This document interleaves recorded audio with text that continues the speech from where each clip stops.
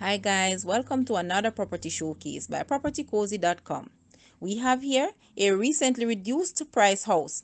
It is a two-story house with basement level plus self-contained one-bedroom flat and a detached self-contained helper's quarters with the most alluring view of Kingston skyline.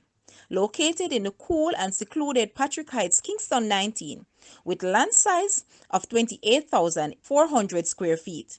Basement Unit 1 has 3 bedrooms, 2 bathrooms, living, kitchen, and laundry room. Unit 2 has 2 bedrooms, 1 bath, living room, laundry, and kitchen.